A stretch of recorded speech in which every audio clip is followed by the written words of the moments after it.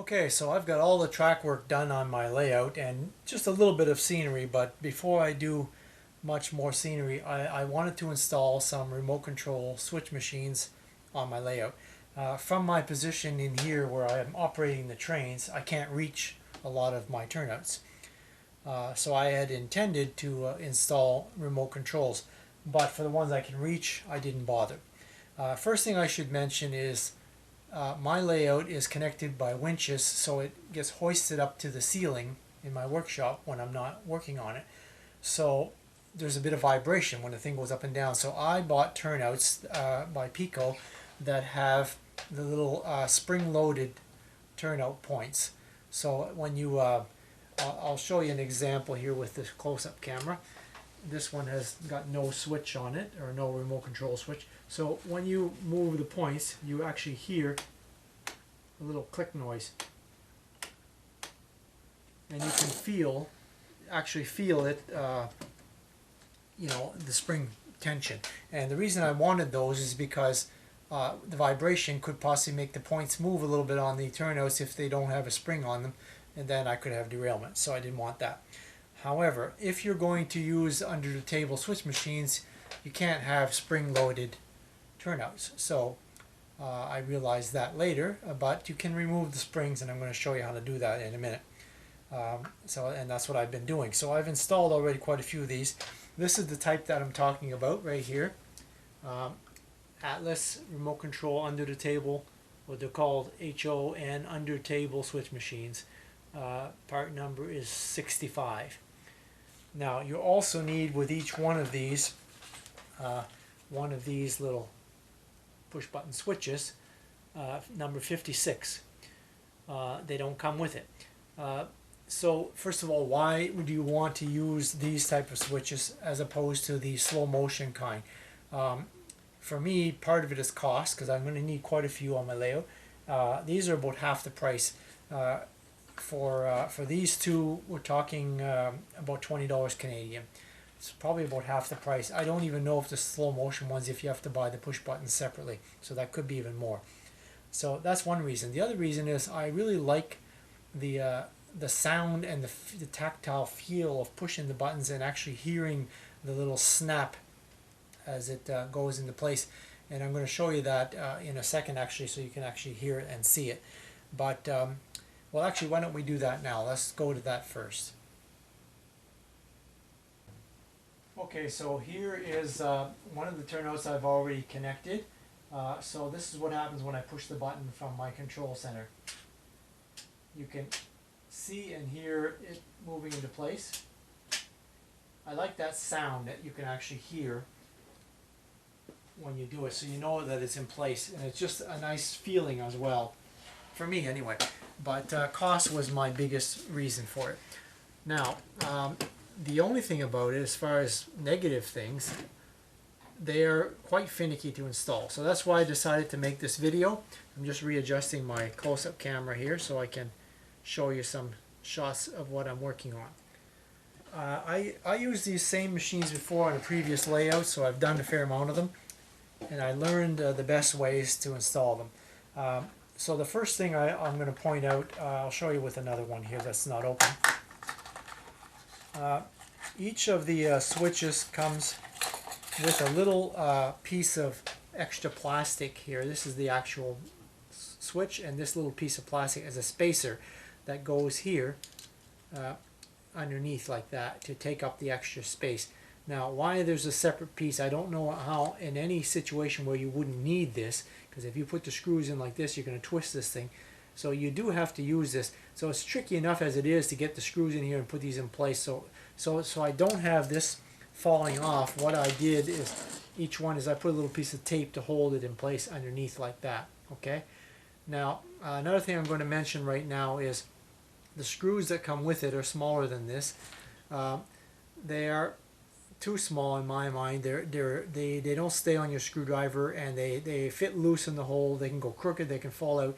I'm using a slightly bigger screw, 1/2 inch by number 4, and so they already, when you screw them in a little bit, they stay in place. So that again makes it much easier to install it. Now here in Canada we have what's called Robertson screwdrivers, you probably won't be able to see that too good, but it has a square tip on it, and that screw, as you can see, has a square hole. If you can't find that, you can use your typical star-shaped Phillips screwdriver. I'm trying to get the focus here, but you know what a Phillips screwdriver looks like. And it's still pretty good if you use screws that fit in a little bit tight like this, where they can stay in place. So start it ahead of time. The other thing I do ahead of time is I connect the wires on. And another little trick about that, I fold the end of the wire like this, and then I take the little screw and put it in the opening in the wire ahead of time like that. And now you can actually use the wire to position the screw where you want it to go in, like that. And then you take your, if I have the right screwdriver here, yes I do. Now you can position it where you want. It's hard to hold everything and show you on camera here. Now it's easier to position the screw where I want without dropping it and screw it in, because it's already connected to the wire beforehand, as opposed to putting the screw part way in and wrapping the wire around it. So it doesn't matter too much which wire goes where. I've already tightened the other ones, but take note of which one you put in the center. In this case, I've got the black one in the center. So when I connect this little switch later, I will also attach the black wire in the center on that pole right there. And the other two poles on each side of that one, they will be the red and the green wire. I'm using I think number 20 wire. Let me check on my snippers. There's a 22, just so you know it. It's 22, yeah. So I do have some wire strippers here, but you can do them with a knife if you don't have that. So I'm using number 22 gauge solid wire, but you could use different ones. It wouldn't have to be that. Anyway, one thing to note, when I connect the push button switch later, I have to put the red and the green on each side, like I said, but if the switch doesn't flip the turnout in the direction that I want it to go, in other words, this is the left and this is to the right, let's say it's reverse, they explain this in the instructions as well, then all you have to do is switch the red and the green wire, either on this or on the machine itself. It doesn't matter which one, and that'll change the direction. So this is operated by pushing it one side or the other, and then pushing down on it to activate the solenoid in the device. Okay? All right, now another thing about these I'm going to point out. Here's the problem. Here's the finicky part. They say you can get away with up to 1 inch of table underneath the track. So you're talking about road bed and sub-road bed. I would not recommend you have that much thickness for these. If you do, good luck to you trying to get this thing to work. It probably will not.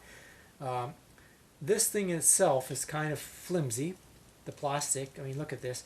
But a lot of what you're seeing in the bending here is the bottom piece. It's down here. I'll try to put it by my fingers. You can see it.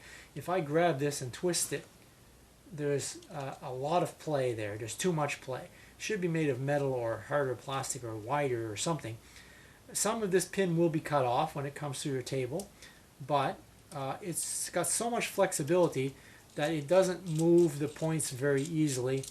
The points must, this is a manual switch they have on there, which is very useful when you're installing it, by the way, because you have no power connected yet. Anyway, I have 1/2 inch plywood for my road bed, and standard cork 3/16 inch thick for sub-road bed. And that totals 7/16, which is a 1/16 of an inch less than 3/4 of an inch. So it's certainly not an inch. So I end up cutting off, you know, a chunk a little over 1/4 of an inch long of the plastic pin, which I'm glad of. One thing I have done, if you're having particular trouble, you've installed this thing and it's moving back and forth, but it just doesn't move the points all the way over on your turnout switch. A trick you can do is use a router with a flat bit that just cuts out wood, basically, if you know how routers work. I set it to 1/4 of an inch deep, and I did do it in one location on my layout, but I may not have to do it again. I'm managing to get this to work on the 1/2 inch table, and in some places I don't even have room to route out the hole anyway. But if you have the space, you can draw around this thing, you know, this slot area, and you can route 1/8 of an inch or even 1/4 of an inch like I did. Just use shorter screws. You have to use 3/8 inch screws now instead of 1/2 inch to mount this thing. And what that does is it allows you to shorten this pin even more on this switch. So you're basically getting it to the wider, thicker part of this pin here, which helps, but you still have that play at the bottom that I was talking about that you can't really do anything about. So that may not be your only solution. So the next thing I'm going to point out that I did, and this is the most important thing, I only put one screw on first, and I center this thing like they say you should. Center the throw bar, and I center the turnout after I've removed the spring.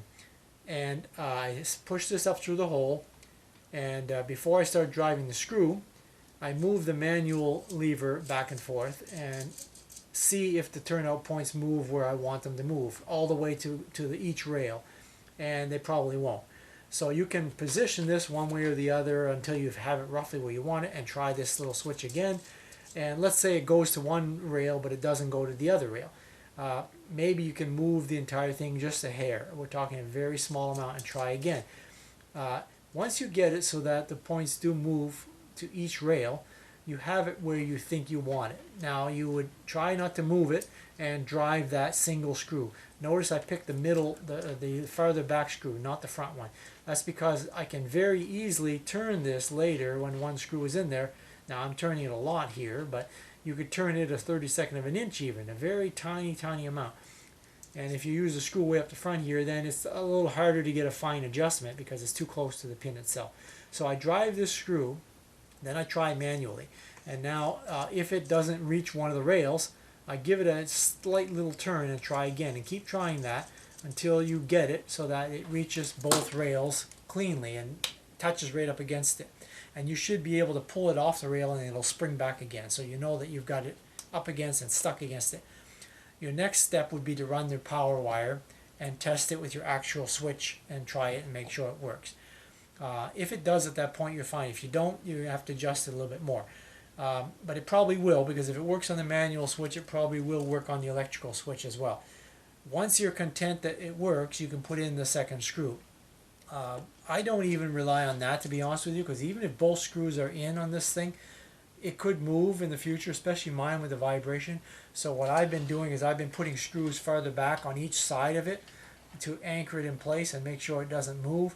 But each time you put in a screw, you better test it again. You want to make sure you don't move it, because it doesn't take much.